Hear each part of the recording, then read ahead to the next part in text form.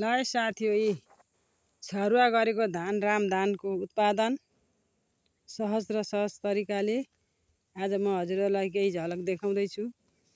छरुवा धान गरेको र म एउटा किसानकी छोरी भएर आफूलाई आत्मनिर्भर र आफू स्वस्थ बन्नको लागि मैले यहाँ लसुन खेती गर्नलाई झार जिलाउने काम गर्दै छु र हजुरहरु छिटो चाँडो उत्पादन गर्नका लागि मैले बोरामा आज एउटा लसुन र एउटा छ्यापी साग खानका लागि कार्य गरेको छु। यो हजुरहरुलाई पनि सजिलो र सरल तरिकाले धेरै उत्पादन थोरै समयमा पनि खर्चिलो र यहाँ करेलालाई थाङ्ग्रा लगाउने काम गरे र हजुर यहाँ हेर्नु न, कुरिलो खेती गर्नै पर्छ भन्छु म, किनभने कुरिलो खेतीले धेरै स्वास्थ्यलाई एकदम राम्रो गर्ने र अर्को सब्जीको लागि तपाईहरुलाई चाहिन्छ भने सम्पर्क गर्नुहोला। रुख भिन्डी यो वैशाखमा लाने मङ्सिरदेखि वैशाखसम्म फल्छ। एक साल रोपेपछि 3 वर्षसम्म यसले उत्पादन दिन्छ। वैशाखमा फेरि कलमे गरेपछि यसले उत्पादन बढिदिन्छ र यहाँ साग सब्जी पनि गोडमेल गर्ने काम गरे र हजुर के गर्नु, स्वस्थ व्यस्त मस्त र निरोगी बन्नका लागि कुरिलोको बिरुवा आज नर्सरी गर्दैछु। एक बोटबाट मैले 2 वर्षमा 55 झ्याङ बनाउन सफल भएँ र यसपालि मैले इष्टमित्र नरनाता कुलकुटुमा छरछिमेकीलाई 50 झ्याङ कुरिलो अभियान चलाउनु भनेर वितरण गरिसकेको छु र हजुरहरुलाई चाहिएमा फेरि सम्पर्क गर्नुहोला।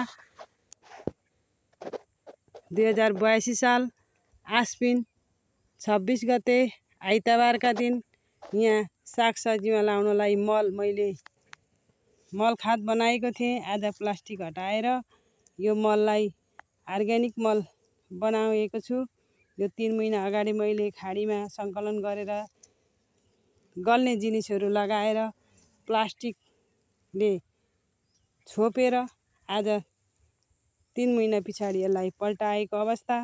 अर्ग्यानिक मल बनाउनुहोस्, हजुरहरु पनि निरोगी बन्नुहोस् भन्ने यो सन्देशमूलक म यो मेरो युट्युब च्यानलबाट हजुरहरुलाई यो सन्देश दिन चाहे र हजुरहरुले मलाई मेरो युट्युब च्यानलमा फलो, लाइक, कमेन्ट, सब्स्क्राइब गरेर मलाई सहयोग गरिदिनुहुन्छ भने अनुरोध गर्दै यो हजुरहरुको साथ सहयोगले म यो समाजमा भएका विकृति रोक्ने, यो समाजमा भएका लागु पदार्थमा दुर्व्यसनमा फसेका बालबालिकाहरूलाई उत्थान गर्ने र महिलाहरूलाई